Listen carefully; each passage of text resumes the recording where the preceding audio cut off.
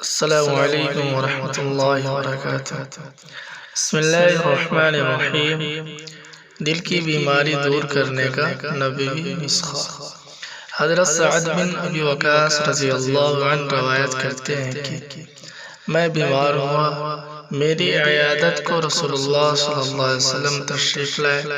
انہوں نے اپنا ہاتھ میرے کندھوں کے درمیان رکھا تو ان کے ہاتھ کی ٹھنڈک میری ساری چھاتی میں پھیل گئی۔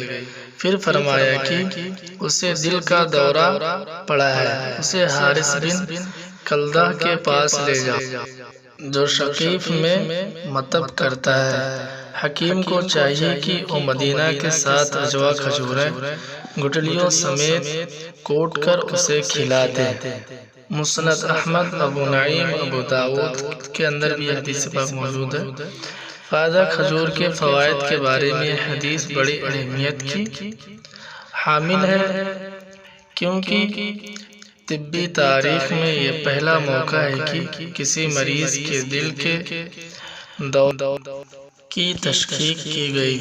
السلام علیکم ورحمۃ اللہ وبرکاتہ۔ پیارے دوستو، ایسی ہی اسلامی دعاؤں کی معلومات کے لیے ہمارے چینل کو سبسکرائب کریں۔ جزاک اللہ۔